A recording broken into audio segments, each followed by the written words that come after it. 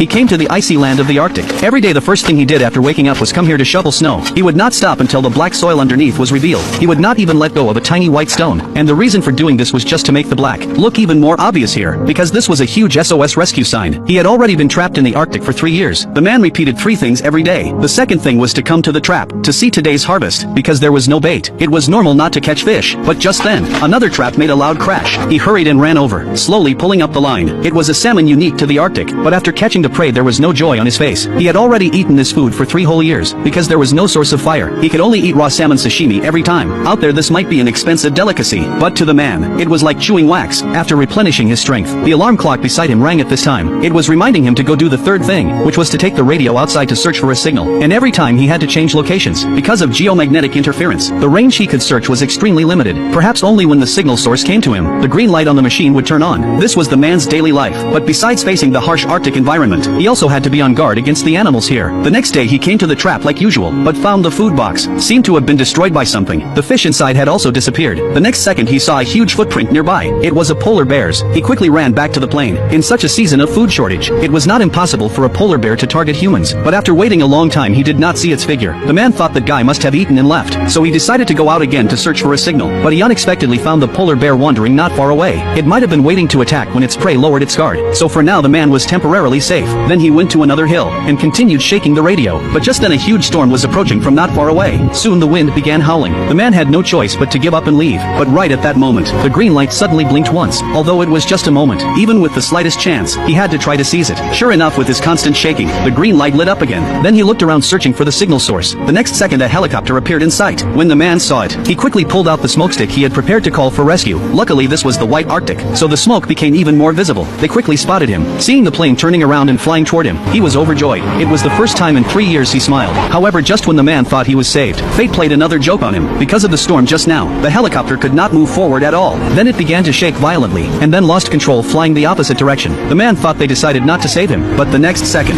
it crashed straight into the ground. The man never expected that after finally having a chance to escape, such an accident would happen. But now was not the time for sadness. Saving lives was the priority. The man rushed to the crash site. When he dragged the pilot out, he had already stopped breathing. Fortunately, the woman sitting in the co-pilot seat was still alive, but her stomach was badly injured, although it did not hit a vital organ. If not treated in time, she could also die from infection. The man quickly searched the plane, hoping to find some medicine. Luckily he found a medical kit, but the things inside could only temporarily stitch the wound. If she wanted full treatment, they had to reach a hospital, but this was the deserted Arctic. There would be no hospital. The woman remained in a coma, feeling her heart beating. The man felt a little relieved. Then he began searching the plane again, to see if there was anything useful. Fortunately, he found 2 glow sticks and a map. These were good things. With a map maybe he could find a research station. Even more fortunate, he found a bucket of instant noodles. For the man this was a rare delicacy. He tore open the package, and shoved it into his mouth without hesitation, carefully savoring it, feeling the aroma of instant noodles. After finishing he still relished the taste. At last he decided to take the woman back first. Before leaving he left a rescue message in the plane. When he got home, he hugged the woman first, slowly feeling the presence of another human. This gave his lonely life some comfort, and gave him the motivation to keep living. After all, he had been alone for so long. It was hard to control himself when seeing the opposite sex. Then he let her try to clench her fist, feeling the strength in her palm. The man finally felt at ease.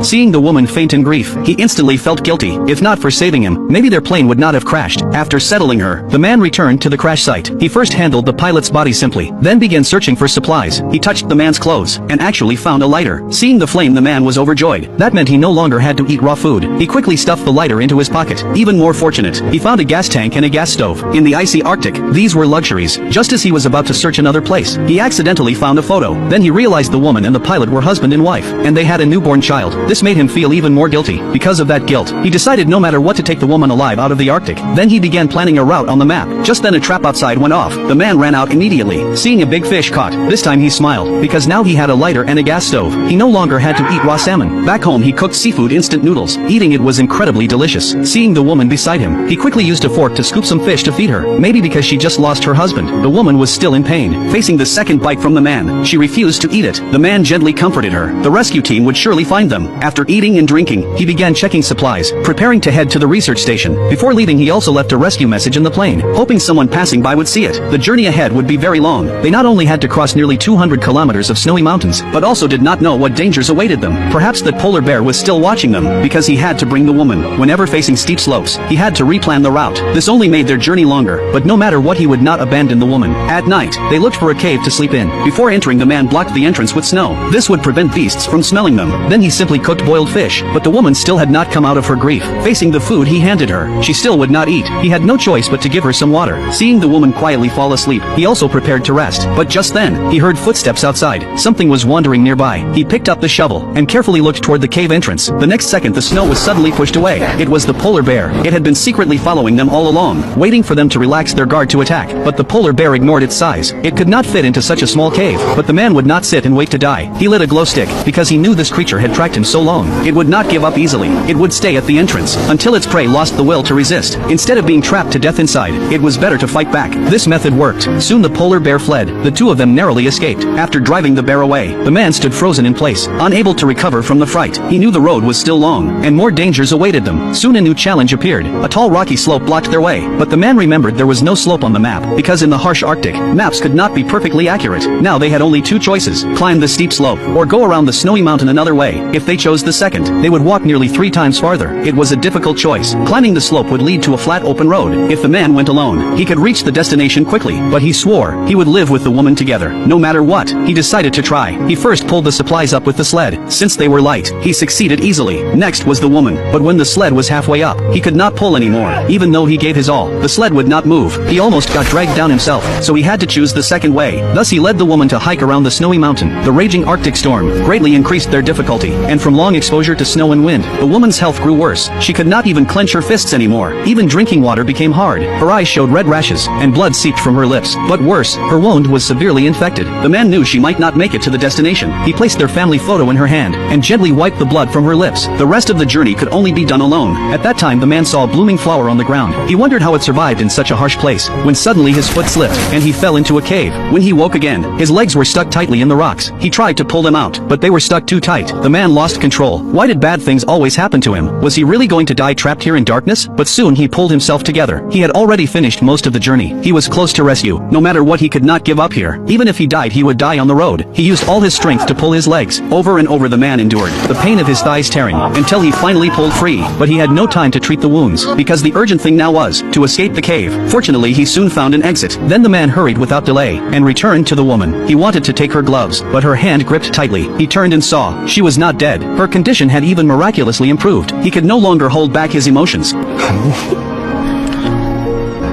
I'm sorry. I'm sorry.